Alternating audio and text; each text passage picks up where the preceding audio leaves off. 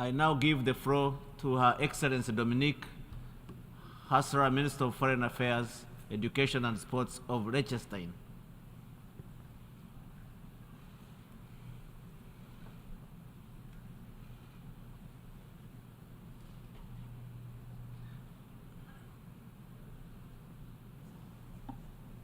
Mr. President, we gather this year under even more daunting challenges. Our window to address climate change is narrowing rapidly. Progress in achieving the Sustainable Development Goals is stagnating. In part, it is even being reversed. There have never been more conflict since the creation of the United Nations. The number of displaced persons is at record levels, and food insecurity has doubled since 2020. Children are subject to more suffering than ever. An urgently needed political consensus on key agendas is becoming more challenging. The ability of the United Nations to function as the peace organization for our world is increasingly paralyzed. It is our joint responsibility to safeguard the international order for future generations. In doing so, we have an opportunity to make the United Nations stronger, more equitable, and more resilient. We are ready to tackle this task together with you, with a sense of deep responsibility, but also with courage and confidence in our ability to succeed. There is a common thread to the various challenges we are facing: the rule of law, which means that relations between states are governed by the law, that this law is the result of international agreements, that it applies to everyone, and that there are consequences if it's violated. This was the spirit that guided those who gathered in San Francisco in 1945 to agree on the Charter of the United Nations, the most successful and most impactful treaty ever adopted. At its very heart, the United Nations is a peace organization. It has risen from the ashes of two devastating world wars and makes a powerful promise to the future generations that the UN Charter addresses. That we, gathered in this assembly, we will not allow unlawful war-making to bring devastation, human suffering, and instability to the peoples that we represent. As leaders, we have to ask self-critically, are we trying hard enough to put these promises into action? Illegal warfare is the biggest challenge to this organization. And there is no doubt that the unprovoked and in its core colonizing war that Russia has been waging against its neighbor Ukraine, a founding member of the United Nations, is the most outrageous, blatant and manifest violation of the prohibition of the illegal use of force since the creation of the United Nations. For us, to stand up together against this act of aggression means, most importantly, standing up for the international order. This order is certainly the only security guarantee, especially for us as small states, but also for the international community. This assembly is the bedrock of genuine multilateralism, based on the principle of sovereign equality. As such, it has lived up admirably to the challenge it was handed by the Security Council, paralyzed by the use of the veto. Together, we have called for the complete withdrawal of all Russian troops from Ukraine territory. We have together defined the parameters for a just peace that we all want to see as soon as possible. And we have made together the legal determination that the actions by Russia against Ukraine amount to an act of aggression. we yet have to take the next obvious step together to ensure criminal accountability for this act of aggression for the individuals who have ordered it in line with international law. We will continue our conversations with all of you to enable us to achieve this. This serves the goal of a just peace for Ukraine in accordance with the terms defined by us in this assembly. But it will also have a catalytic effect of far wider reach. In ensuring criminal accountability for the most manifest violations of the United Nations Charter, we will also protect ourselves, in particular the small states among us, our own sovereignty and territorial integrity. Our international order is founded on the prohibition of the illegal use of force. For this prohibition to be effective, it must be backed up by accountability, by the rule of law.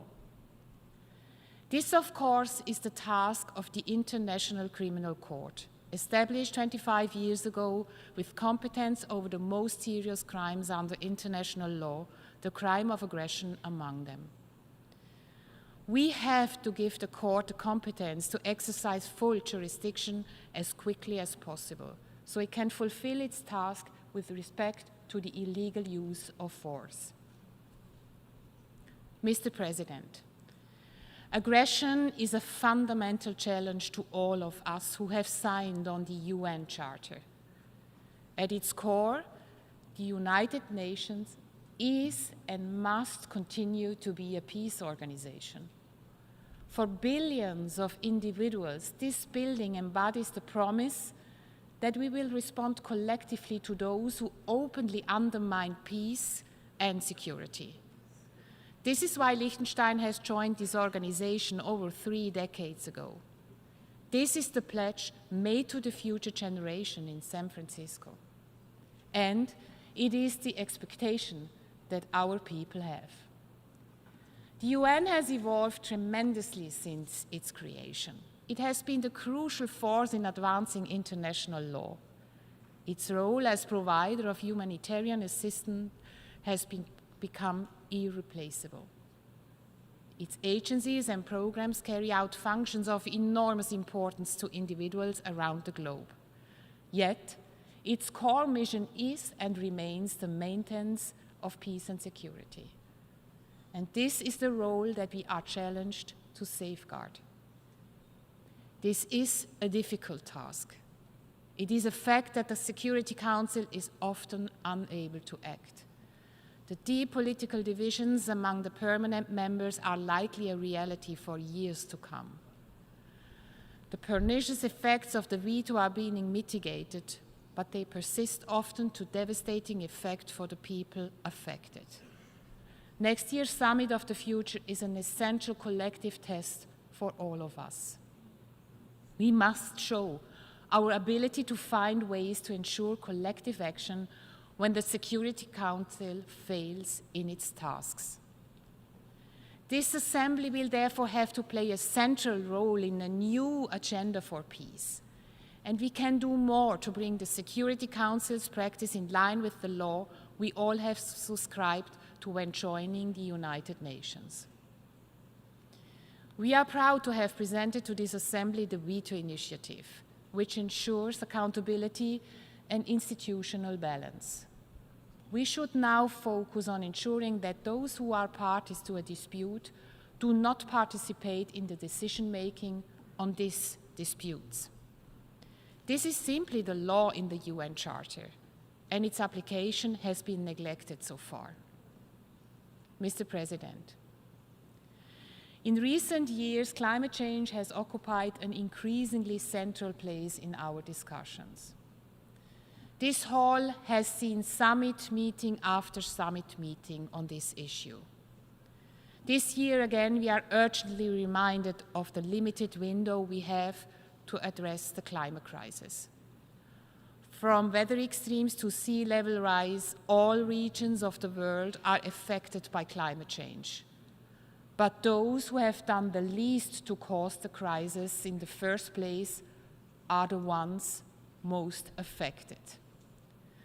We certainly are in the fight of our lives, as Secretary General Guterres has said. However, as we are gathering here, we are not on track to win this fight. We hope to see significant progress at the COP meeting in Abu Dhabi later this year. But that alone will not be enough. For climate change as well, the law must be guiding us. This is why we have strongly supported the request for an advisory opinion from the International Court of Justice on the question of climate change.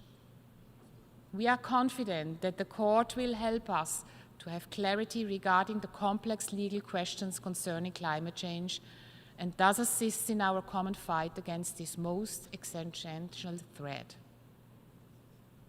Mr. President, this initiative, led by Vanuatu, was yet another example of leadership from small states, a testament to genuine and effective multilateralism. Small states like ourselves, and we are indeed a majority in this assembly, need the United Nations. But the United Nations also needs us, and more so than ever. It is us small states who look automatically beyond our national interests. We understand that our success does not have to come at the cost of someone else's loss. We look for partnerships as a matter of course and as a way to success. And we work for the rule of law as a matter of enlightened self-interest. At a time of competitive alliance building, our ability and willingness to forge common ground is indispensable for the future success of the United Nations. We can and we will play an important role in shaping the summit of the future. Mr. President, the 2030 Agenda remains one of the most successful expressions of common ground from the past decade. It plays an ever more important role in shaping government policies, and it is deeply embedded in the consciousness of our people. The SDGs may well be the most widely known agreement the UN has reached in the last decades, and yet, halfway through the implementation process, the picture is rather bleak. The number of people living in extreme poverty is higher than before the COVID pandemic. Hunger levels are back to 15 years ago. At the current pace, full gender equality is not just decades away, but in fact, centuries. And the lack of progress across our countries is mirrored in the difficulty to find political consensus on the way forward.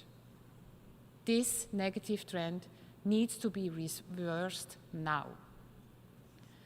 The 2030 Agenda is the only global roadmap we have to overcome the multiple crises we face today.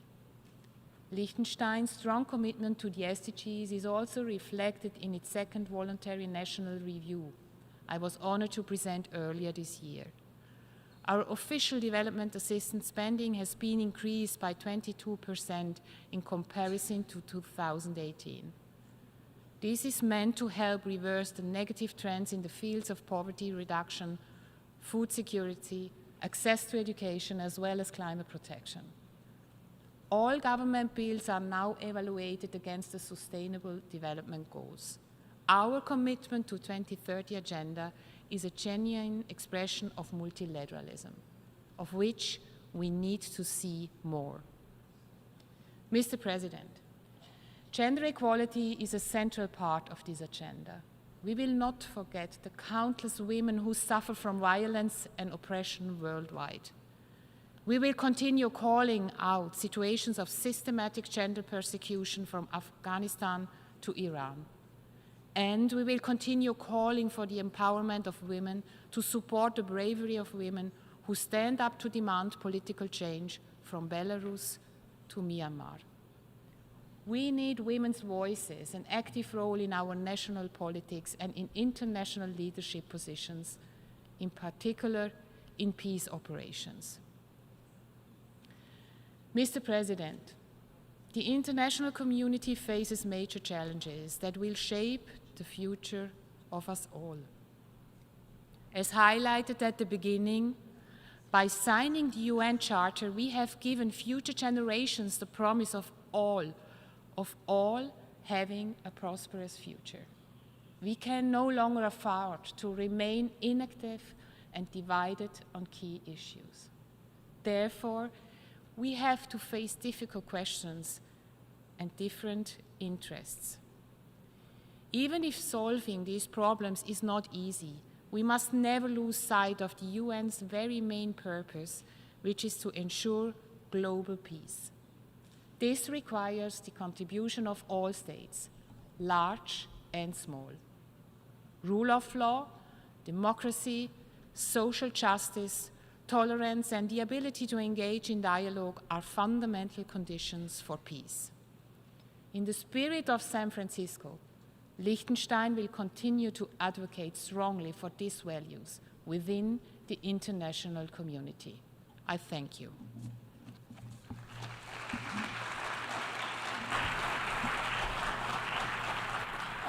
I thank the Minister for Foreign Affairs, Education and Sports of Liechtenstein.